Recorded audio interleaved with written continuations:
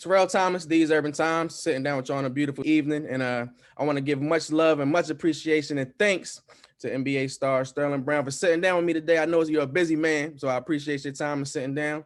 But once again, we're sitting down with Houston Rockets own Mr. Sterling Brown. And I wanted to talk to you and sit down and talk with you. And I also want to give some love to our brother Raspy for making the connection, a real good brother that we both know.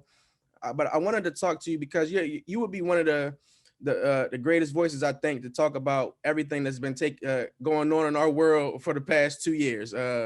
We've seen a lot, not even just in our world, in America, in our country, as far as social injustice, racism, things that aren't new, things that have been going on here in America since America was founded. But it seems like it's hit a new chapter or a new level in the last few years with our president. And unfortunately, you had a very unfortunate situation that took place in Wisconsin when you were a member of the Milwaukee Bucks, and which police officers were wrongly accusing you and for being a suspect for something you had nothing to do with, as you're sitting in a parking lot minding your own business. For those who do not know, you can look it up and check it up. It definitely is all over the news. It went viral. Excuse me. You were very professional in the situation, trying to explain to the police officers who you were, what your reasoning for being there was, and they still found a way to tase you, assault you. It wasn't a good look at all. I thank God that that you're here to speak with us today. Because unfortunately, there have been some situations where African-American men have had encounters with the police and they have not returned home to their family. So I definitely think it's a blessing in which, that I'm able to sit down and talk with you today. So I don't want to bring up bad skeletons or take you too far back into that situation, but could you share with our audience just a little bit what happened that night? Yeah, no, for sure. No, I definitely, appreciate you, for having me, bringing me on, and, we sitting down here and chopping it up right now. Definitely shout out to Raz, like you said, for putting this together. But, it was a typical night, man. It was crazy. It escalated more than it should have, I went to the Walgreens, stopped, tried to be in and out. I was in and out. I was in there for probably 3 minutes. Got what I needed, and I left. And as I come out, the officer, he right there, at the car, and I tried to get in the car. He kind of nudged me back a little bit, and that's really when I knew that, it was gonna escalate. And I just told him, don't touch me. And he tried to, impose his, authority, like, I own this. And I'm like, no, you don't own me though. And then, from there he called backup and everything, and the probably 6, 7 squad cars, probably more came, 5, 6 officers surrounded me. And it was just like, what are we here for, like, type situation. Like, I double park, all right, cool, go ahead and give me my ticket, we can all go about our business. And it really wasn't that. The officers, they felt threatened at some point, while I was standing there for we were standing there for probably 20 minutes, outside in the cold. And, it was raining and whatnot. And, it was like, all right, what we doing? Like, we writing the ticket, or we trying to, wait and, see if something does escalate. And it did, They tried to, get me to the ground. They was, whooping me pretty much, kneeing me, punching me, kicking me, all of that, trying to get me to the ground. And they finally did. And then one of them tased me. And the crazy part is, just after seeing the video, the officer that tased me, he initially pulled his gun, So if I would have just nudged one of them or pushed one of them off of me, trying to get free, trying to figure out what was going on, would have been a wrap. So, thankfully I was just, I was calm in the situation, just thinking like, listen, you got a lot to lose, you got to get back to your family, this, that, and the third. So, I tried to play it smooth, keep it calm, but yeah, it was tough, anybody in that position when, one person, let alone 3, 4, 5, try to manhandle you and, try to, get you to the ground, this, that, and the third. Like, you gonna want to buck up, you gonna want to, defend yourself and whatnot. But, it just wasn't the time and the place for me, the 6 badges against none and 6 guns against none, it ain't, it ain't gonna end too good. So, it is what it is, they end up booking me, and, I went to the station that night, end up getting out, had a game the next day, had to, prepare my mind mentally for that. And then, that's when everything else, happened, went viral, and, the case is still ongoing and all of that, man. So it was a lot though. That day was definitely, for me, it was just confirmation, you know what I'm saying, as to what's going on out here. Like I grew up, Maywood, Illinois, right outside, 5 minutes, 10 minutes outside Chicago. So, I got people, what I'm saying, that grew up in the streets, and, what I'm saying, it's just confirmation, what I'm saying? Like they target us, for no reason. And that was just, another one of those instances in another city. It happens everywhere, like as we can see all over the world, what I'm saying, it's happening. But that was just my situation, on that night. What was your experience like in Milwaukee, playing for the Bucks? I know, of course, a lot of people may not know, but it's heavy racism in Milwaukee. It's heavy racism in Milwaukee. It's a lot more blacks that live in Milwaukee than folks may believe. Sure. But it is a very racist and different city. What was your experience in Milwaukee and playing with the Bucks? I mean, overall, it wasn't that bad, man. It definitely is one of the most segregated cities, what I'm saying, that it is. But they showed me love, what I'm saying. The fans and everybody showed me love. The city, showed me love. The team, the organization, it was good. It was a good experience, a good starter for me. That's why I came in the league playing for my first 3 years, and it was nothing but love. Besides that little hiccup, what I'm saying. But that happens, what I'm saying. And I mean, as far as, the racism and all that, that's everywhere. I experienced it not only in Milwaukee, but, in Dallas when I was down there for, college. And, that's everywhere, what I'm saying. And, it's just something that, I didn't dealt with, didn't handle the situations accordingly, and, got to keep it pushing. But like I say, it's confirmation. Like, we know the world that we live in, I'm big on history and whatnot, so I know my, history, steady doing my research and everything. But, I mean, like I say, man, Milwaukee was a dope experience and a good city, to start out in. What have been your thoughts over the last year and a half on how the NBA has become a strong partner and getting involved in the social justice movements? We've seen, of course, what they did last year in the bubble as far as the Black Lives Matter logos and information on the courts. We've seen players over the past few kneeling and peaceful protesting before games. Yesterday, even actually, your former team, the Milwaukee Bucks and the Detroit Pistons, they took a knee after tip off for 7 seconds that represents the 7 shots that took place from a gentleman in Wisconsin. And we'll talk about that momentarily as well. But what's been your overall thoughts on how the NBA has joined the social justice movement? I mean, it's great, man. We just, using our voice and using our platform. That's all we really can do.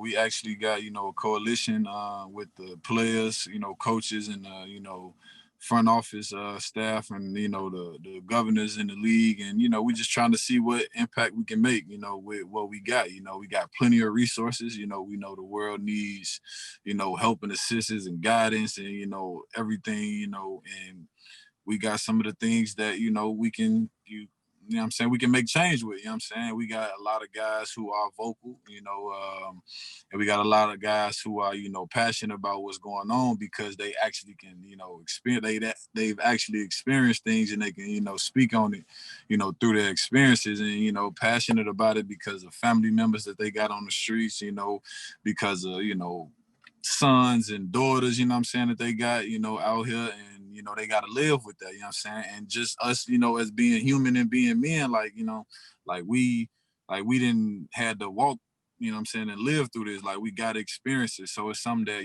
we passionate about, not just because, or it might give us, a little buzz, or it might, put our name on the headlines and whatnot. Like, no, these real life, everyday situations that guys, actually speaking up on. And, it's something that, we're going to continue to do. I mean, it's a lot of work that need to be done. I mean, you can't really change 400 years of,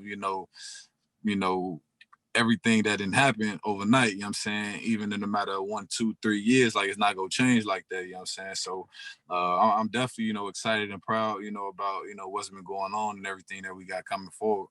Okay, I respect that. And as I mentioned a moment ago, last summer in 2020, a hectic year, as we all know, a gentleman by the name of Jacob Blake, unfortunately, was shot 7 times in the back right outside of Milwaukee. And news broke earlier this week that the police officers involved in that situation would not be indicted, would not have charges brought their way. What were your thoughts at first when we got the results and heard that information? I mean, it's ridiculous, man. It's no way that you, don't, I mean, the video is evident, yeah, you know, of what happened. And, you know, there's no way that you say that, you know, the officer wasn't in the wrong for whatever, you know, your reasoning are because of, you know, the laws and the policies that you have in that city. Like, the man is walking away from you, you know, he got his back towards you, and for you to shoot him that many times, let alone once, you know what I'm saying? Like, that's not cool in no type of, you know, situation. And I mean, for them to say, you know, he was a possible threat, you know, the officer could have been stabbed. Like, it's so many other things you could have did to de-escalate the situation, to try to, you know, get the situation under control. But, you know, that's their mentality. You know what I'm saying? They shoot first and, you know, figure out everything later. But it's like, come on now, like, we human. Like, what if we start doing that? Or what if officers, you know, start doing that to the, you know, opposite race, to, you know what I'm saying, to white people and all of that? Like, it'll be a different story out here, just like what we see going on with the Capitol. Like, they not gonna let that happen if it was a squad of black people, you know what I'm saying, pulling up. Like, it ain't no way we even getting on the lawn, you know what I'm saying? They coming out with tear gas and, you know, AKs or whatever, you know what I'm saying? And they trying to, you know, handle the situation. But, you know, it's just, you know, confirmation, man, of what's going on in America and everything that, you know, we dealing with. And, you know, it's crazy, but, man, we just got to keep fighting. You know, we got to, you know, not so much, you know, focus on what, you know, we not getting. We got to focus on what we got to do, you know what I'm saying, to continue to, you know, improve our situations and get better, man, because we got a lot of work to do, you know what I'm saying? We can't rely on nobody else to get it done for us. We got to do it ourselves, man. We got to, you know, come together, stay together, unify, you know, organize, and, you know, strategically implement the things that we got to do to make advancements for ourselves. Really, that's it. Very well said, man. Very well said. Now let's talk some hoops, man, and get on the court and talk some dope Sure. thing. You're with a new team right now, Houston Rockets. There's been a lot of news surrounding the Houston Rockets for a lot of great reasons. New head coach, African American head coach, Stephen Silas. What's it been like so far, learning from that gentleman? I know it's new, so you're still continuing to learn. He's implementing his system. But what's it been like so far, playing under Coach Silas? I mean, it's dope for me, man. He just keep everything straightforward. You know, he ain't gonna sugarcoat nothing. He gonna let you know, what he expect, what he want, you know, me to go out there and do. He let me know that from day one, you know, before I even signed with the team. And it was like, you know, I can rock with that, you know what I'm saying? You know, as long as we got that, you know, transparency and, you know, we able to, you know, have that level of communication, like, I'm saying, we go out here and make it happen. And it's dope, you know what I'm saying? Being on this team is, you know, a good look. I mean, we all got the same, you know, mentality. Really, we all, you know, going out there to hoop and get after it. Like, we got a team, you know, full of dogs, and, you know, it's, I mean, for me, it's a great situation, man. I love it. Definitely a team full of dogs, man. Some new additions to the team. And Boogie Cousins, DeMarcus Cousins coming down to the H-Town, John Wall coming down to the H-Town, and of course, you know, NBA MVP and scoring machine James Harden. So with yourself and them, it's looking good. Christian Wood has been looking good, surprising a lot of folks who don't know how good he is. So the sky is the limit for your team for damn sure. What's practice like with John Wall and James Harden there? I know you guys are having some intense and crazy practices. Sure. Two of the best scorers, two of the best ball handlers, two of the best guards that the NBA has ever seen. Having those two gentlemen in the backcourt. They're also learning each other's games. They haven't played too many games together right now. The season is still pretty early. But what's it been like so far playing with Harden and Wall? It's dope, man. I mean, in practice, like you said, we getting after it, man. We, you know, it's that type of culture where, you know, like, you gonna have to, you know, show up, or you gonna get your ass, I mean, excuse my, like, you gonna get ate up, you know what I'm saying? Like, you gotta do your thing, like, you gotta, you know, hold your own, you know. I mean, we got drills and, you know, 2-on-2, 1-on-1 sessions, you know what I'm saying, even 5-on-5, like, we get after it, like, you know what I'm saying, you gotta go out there and you gotta, you know what I'm saying, show what you know what I'm saying, made of, like, why you here. And it's dope, man. John going after guys, like, you know, guys going back at him, like, same thing with JH, like, it's, you know, you got to just get them on when you laced up out there. And it's the same thing on the court when we in the game. Like, you know what I'm saying, we out there doing it, and, you know, we trying to, you know, win. Like, it's do or die really for a lot of people in, you know, certain situations. So, like, just having that mentality going into it is great. I mean, that's what I grew up on, you know what I'm saying? You got to go out there and get it. Like, it ain't going to be, you know what I'm saying, given to you. You got to go out there and take what it is you want. And that's, you know, on the court, like, I mean, that's just the mentality that I bring. Like I said, we got a bunch of like-minded guys on the team, so it's dope, man. But, you know, practicing, you know, with them guys is great because, you know, they vocal as well. You know what I'm saying? They gonna, you know, if they see something, they gonna let you know, like SB, like this, you know what I'm saying? You should have been there, you should have made this rotation. Like, you know, they both vocal. And in the games, you know, it's, man, we out there doing our thing. Like, you know, they cause so many problems and matchups. You know, they open the game up for me, and then, you know, when I'm out there doing my thing, you know, making plays and this, that, and the third, like, you know, I open it up for them. You know what I'm saying? I make it easier for them. You know, able to be an outlet or whatnot. You know what I'm saying? So it's good, man. It's great. You know what I'm saying? I couldn't ask for a better situation right now. You know what I'm saying? We got to keep, you know, playing together and learning each other. You know what I'm saying? Like you said, it's early on. You know what I'm saying? We still got a lot to, you know, a lot of irons to wrinkle out. So, you know, it's off to a good start though. The sky is definitely the limits for the Rockets, no pun intended. The sky is definitely the limit for you guys. New situations this year as Americans are learning to live and maneuver in the midst of the coronavirus or COVID-19, however you want to call it or phrase it. So I tip my hat to you NBA players because travel is different. One thing we see that's different is there are no fans in the arena.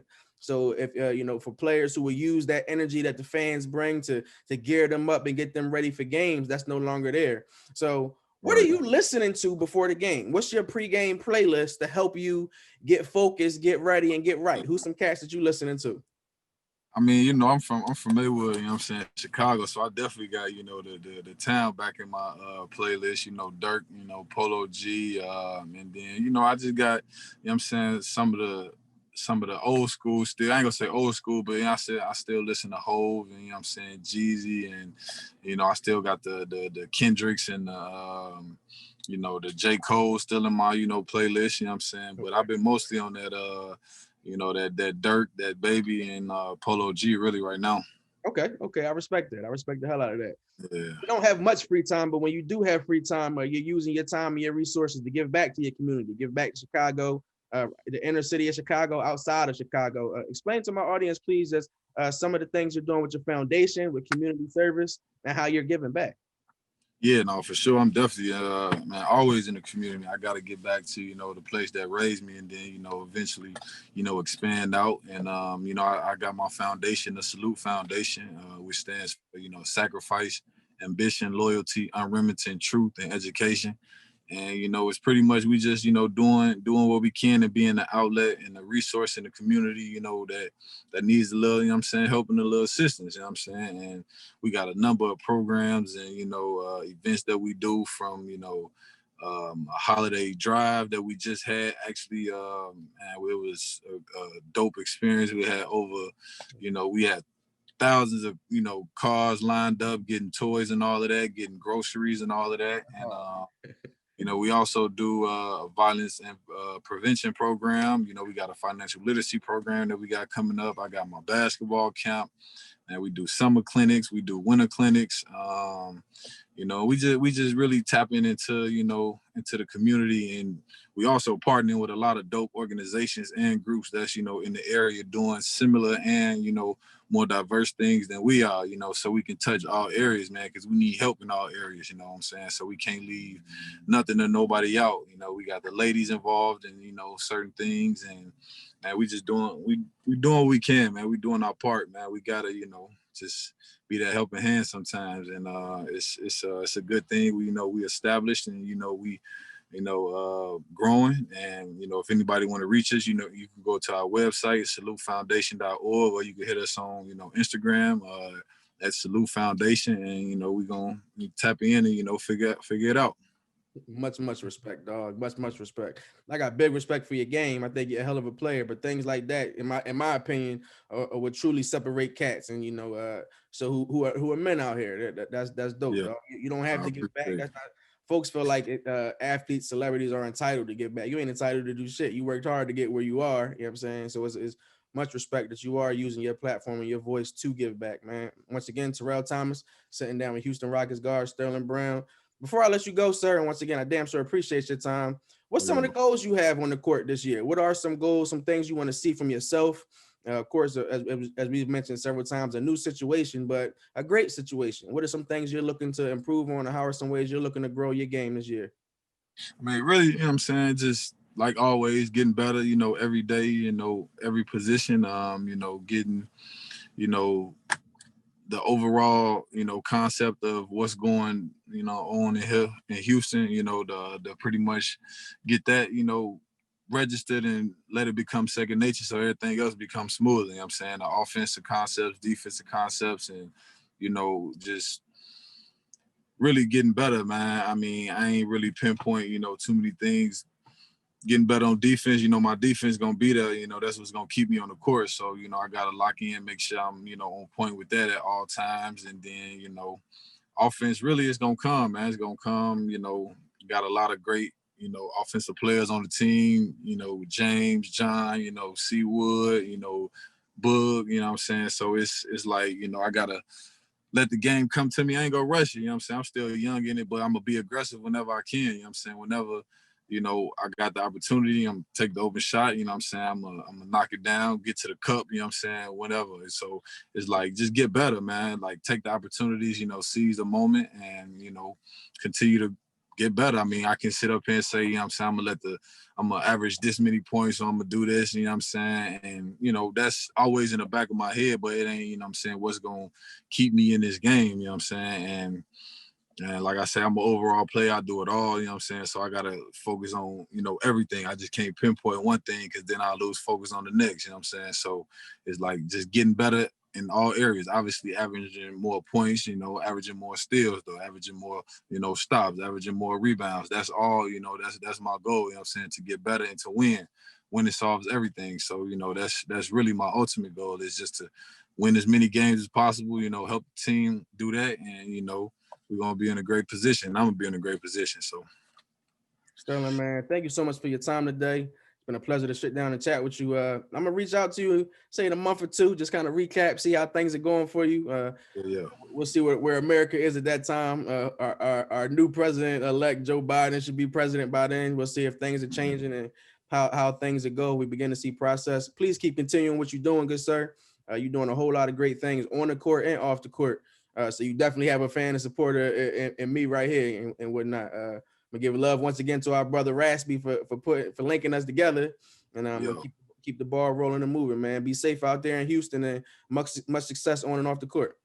Already, man. Like I said, appreciate you for having me, man. Like I said, shout out to Ravs too, man. We gonna be in tune, man. I'm definitely gonna rock with you, man. I didn't, been in tune a little bit, seeing, some of the work and stuff you've been doing, man. I definitely respect it, you know what I'm saying? So, keep doing your thing. And like I said, we gonna be in tune. Much love, player. Be safe out here. Already. Salute.